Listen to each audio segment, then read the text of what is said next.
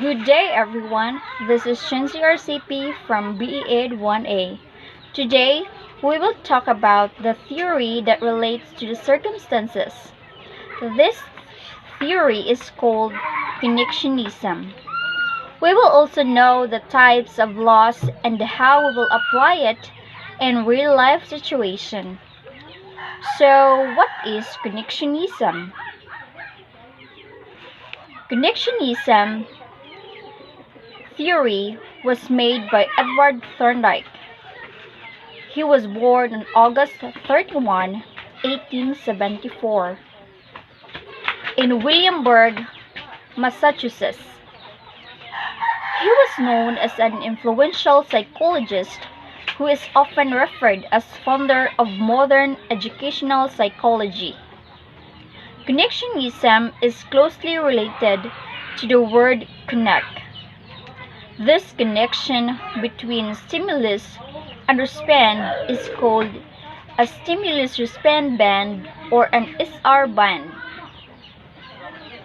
The stronger the SR band, the better a person has learned the lesson. It is the association between sense impressions and impulses to action, neutral connection between stimuli and responses. There are three laws of learning in Connectionism. There are the law of readiness, the law of exercise, and the law of effect. This learning are a series or set of responses can be linked together to achieve a goal. The first one is the law of readiness. The law of readiness is a series of responses can be chained together to achieve or satisfy some goal which will result in annoyance if blocked. So it means that individuals learn best when they are physically, mentally, and emotionally ready to learn, as if they will not learn well if they see no reasons for learning.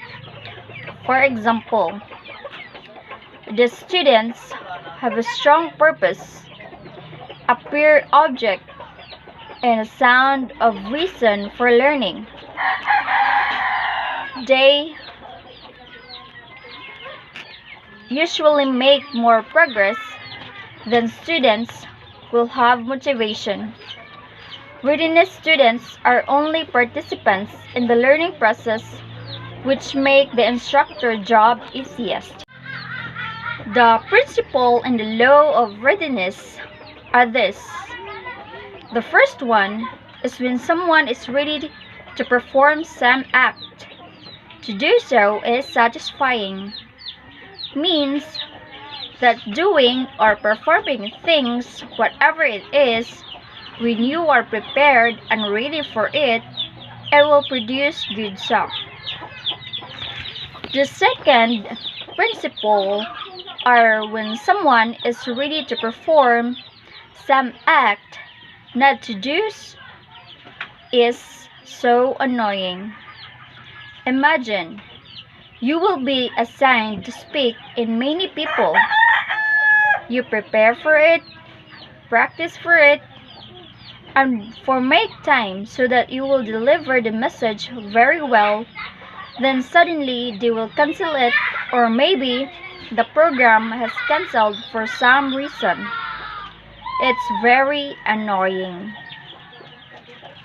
The last principle in the law of readiness is when someone is not ready to perform some act and is forced to do so. It is annoying. No one would do things that they are not ready or prepare for it. Even professionals sometimes gonna accept that kind of things because without undergo practice and preparation will result bad things. For specifically, the law of readiness suggests that a teacher can only instruct a student if that student is willing to be educated. When student does not show any sign of readiness, a teacher should provide instruction that will help students. The second law of connectionism is the law of exercise. The law of exercise frequently made associations become strength when likewise for sporadic associations are weaker. The law of exercise stresses that practice makes perfect and permanent when taught correctly. Those topics most often repeated are easiest to remember. When first things most often repeated are best remembered. Students do not learn complex tasks in a single session. Repetition consists of many types of activities, including the goal, review, restatement, and modal and physical application. For example, learning to drive a car, typewriting, singing, and memorizing. We cannot learn those things in a same veil session. We need to undergo in many practices to be better on it. There are two types of laws of exercise. These are the law of use and the law of disuse. The law of use states that the learning strengthened with repeated trial or practice, and the law of disuse is the opposite. This state that learning are weakened when trial and practice is discontinued. The principle and the law of exercise are this. Practice without feedback does not necessarily mean enhanced performance, and practice alone is not enough for improvement.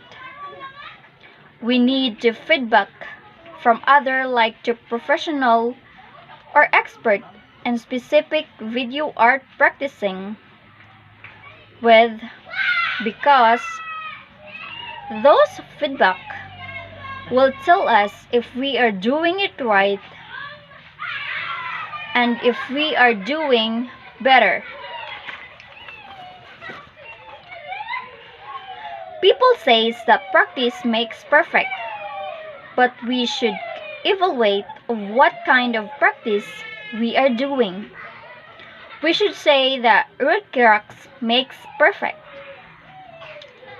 The last law in connectionism is the law of effect. Learning is strengthened when accompanied by a pleasant or satisfying feeling. Learning is weakened when associated with unpleasant feeling. Learning takes place properly when it results in satisfaction and the learner derives pleasure out of it. An individual response to a specific situation followed by Edward will eventually make those responses stronger. Therefore, the responses become habits when the individuals with a particular situation again. Additionally, if a response deters an individual from achieving a reward or rewarding state, then this response becomes weaker. The law of effect involves the emotional reaction of the learner. Learning will always be more effective when a feeling of satisfaction, pleasantness, or reward of companies or click a result of learning process. Think about it. John has students who get good grades.